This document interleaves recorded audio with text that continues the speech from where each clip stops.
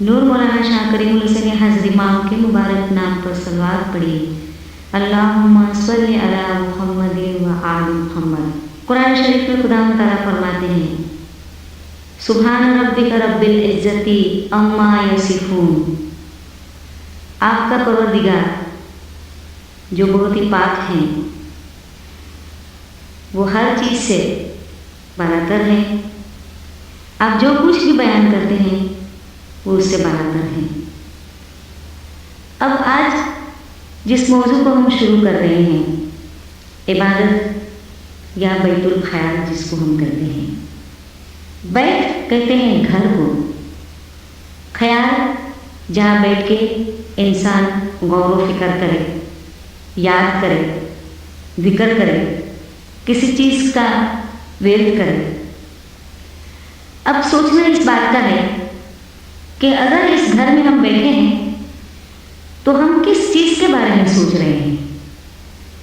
इंसान किसी चीज़ के बारे में जब सोचता है तो वो चीज़ या तो उसके जहन में पहले से आती है। अगर इंसान किसी चीज़ को याद करता है तो उस चीज़ को याद करता है कि जिसको इंसान हमेशा से जानता है, उसको फिर से अपने जहन में लाने की कोशिश करता है। अब इबादत की जब हम बात करते हैं जिसमें एक बंदा अपने खुदा के साथ रिश्ता जोड़ने की कोशिश करता है, तो क्या ये रिश्ता कोई नया रिश्ता है या इसमें कोई ऐसी बात है कि इंसान को बहुत पहले इसका इल्म था और इंसान को मालूम था कि पहले इसकी हकीकत क्या थी, वो कहाँ था, और आज इस घर में बैठकर इंसान सोचने की कोशिश करता है कि आखिर ये कौन सी चीज़ है जहाँ मुझे पहुँचना है, जिसकी याद में आज मैं बैठा हूँ। क्योंकि जैसे मैंने अर्ज़ किया कि पहले से जिस चीज़ को हमने जाना नहीं, पहचाना नहीं, जिस चीज़ के बारे में हमें कोई इल्म नहीं है, उस चीज़ के बारे में हम कभी सोच नहीं सकते। लिहाजा हम सोचने बैठे हैं तो इसका मतलब ये है कि हम ऐसी चीज़ के बारे में सोचने के लिए बैठे हैं कि जिसको हम अच्छी तरह जानते हैं। लेकिन इसके बावजूद भी पीरों ने हमको खुलासा किया कि ये रूहानियत की बातें हैं, ये ऐसी बातें हैं कि जिससे ज़बान से इंसान बयान नहीं कर सकता। और अगर कभी इंसान पाता भी है तो वो किसी को एक्सप्लेन नहीं कर सकता कि इंसान क्या है, उसने क्या पाया है, किस दर्जे की वो बात करता है। क्योंकि हम इस घर में खुदा की गहराई में जाने की कोशिश करते हैं कि जो हमारी ओरिजिन है, जहाँ से हमारा रिश्ता है। जैसे कि निराला निरंजन कहिए, निराली कहिए कुछ बात, ये इतना निराला है, इतना एब्सोल्यूट है कि इसके बारे में इंसान कभी सोच नहीं सकता। ये बातें इतनी निराली है कि कभी कह नहीं सकता। बिल्कुल इसी तरह है कि एक गूंगे इंसान ने कोई ख्वाब देखा, कोई ड्रीम देखा, वो खुद तो समझ सकता है, लेकिन उसके पास क्योंकि ज़बान नहीं है, इसलिए वो इंसान कभी भी बयान नहीं कर सकता। इसलिए पीर ने हमको बताया कि अति अचरत कहूँ एक पहली, जिसकी होवे वात सोहेली। आज मैं आपको हैरानी की एक ऐसी बात बताऊं कि जिसको अगर आप जानेंगे तो आपका रास्ता आसान हो जाएगा। पीयू छाना क्यों प्रगट आया, वो मौला जो छुपा हुआ था वो जाहिर हुआ। कौन कौन पिया भेद फिराया और कैसे कैसे रूप में वो दुनिया में आया। लाख ही उन जात कहानी, कुछ भी नहीं था, वहाँ से वो मौला का नूर था। और ये वही चीज़ है जो इंसान की ओरिजिन है, जो इंसान की हकीकत है कि जहाँ की बात कही नहीं जा रही, वहाँ की बात कह नहीं सकते। डुबकी ले ले गोता खारे, अगर हम कितनी भी छलांगे मारे, हम डुबकियाँ लगा रहे, ढूंढते रहेंगे, लेकिन कहते हैं कि पीर पैगंबर तो नहीं पाए, उन्होंने भी इस हकीकत को नहीं समझा।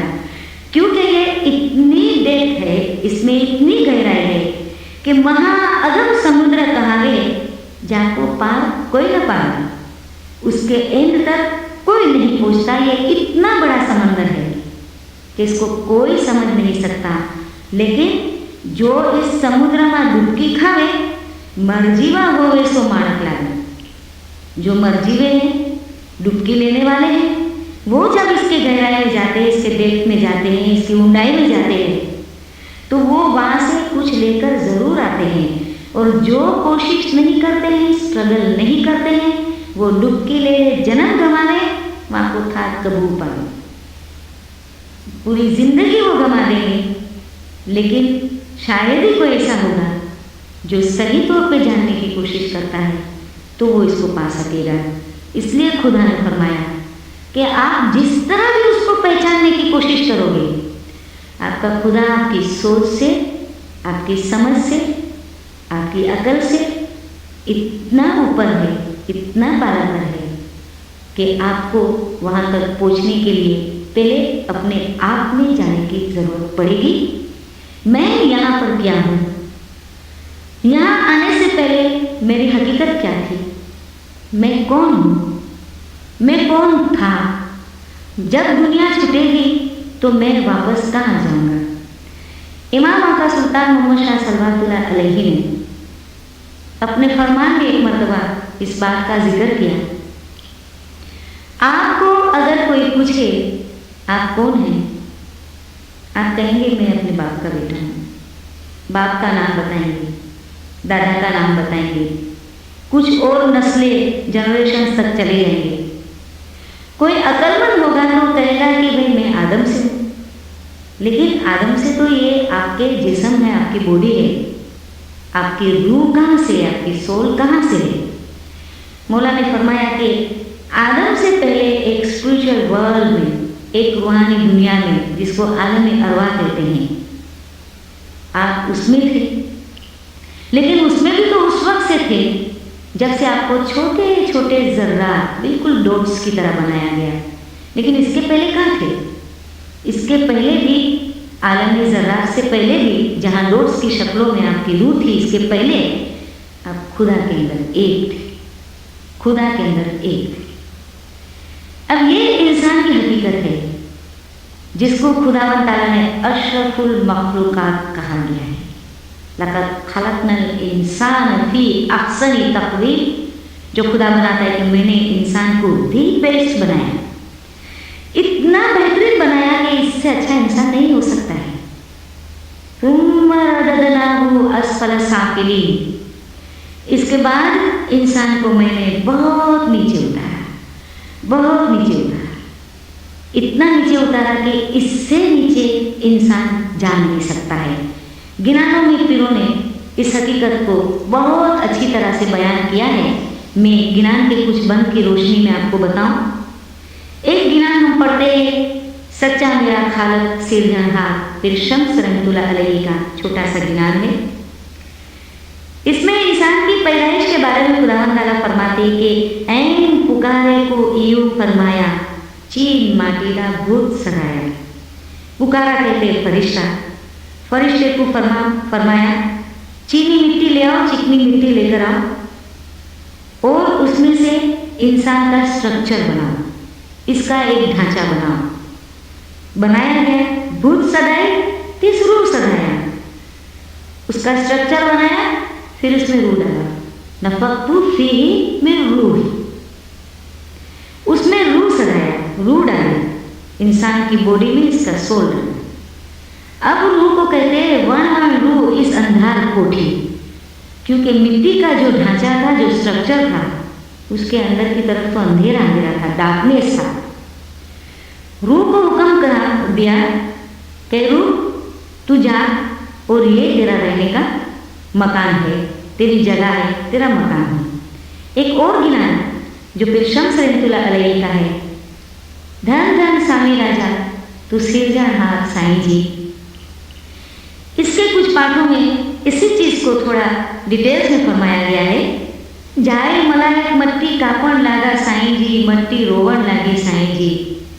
मलायक को जब खुदा का हुक्म हुआ फरिश्ते को कि तू जा और इसका एक स्ट्रक्चर बना इंसान का, वो जाके ने मिट्टी काटने लगा, मिट्टी उठाने लगा, जमीन से मिट्टी खोदने लगा, तो मिट्टी रोने लग गई। तो फरिश्ता मिट्टी को कहता है न रो मिट्टी, मेरे शादा फरमान हुआ साईं जी। ऐ मिट्टी रो नहीं, आप रो मत, क्योंकि मुझे तो मेरे मौला का हुक्म हुआ है। बस आनी पानी बंदेला खमीर मचाया साईं जी, पानी लेकर आया और उसको भूनना शुरू कर दिया, आटे की तरह। रोटी बनाने के पहले जो हम आटा तैयार करते हैं, पूरा इसका डो बनाया, खमीर मचाया, बंदेला बुत बनाया साईं जी। उस मिट्टी में से उसको तैयार किया, पानी मिला के सॉफ्ट किया उसको, और उसके बाद में इंसान का एक स्ट्रक्चर बनाया। सत्य आसमान में बंदेला रूह मंगाया साईं जी। अब देखें, जमीन से मिट्टी उठाई और रूह कहाँ से मंगाई? आसमान से मंगाई। ये जमीन में इंसान की मिट्टी का क्या दर्जा है और आसमान में इंसान की रूह का क्या दर्जा है, हम इसको कल अपने वाज में आगे करेंगे। मौलाना हाजरी मां गद जमात को सुखी सलामत आबाद रखे, गद जमात का ईमान सलामत रखे, हकीकी समझ अता करे, अपना ज़ाहिरी बातिनी नूरानी दीदार नसीब करे। वो गद जमात के है जिंदा कायम पाया। सल्लल्लाहु अलैहि अल्लाहुम्मा सल्ली अला मुहम्मदिन व आलि मुहम्मद।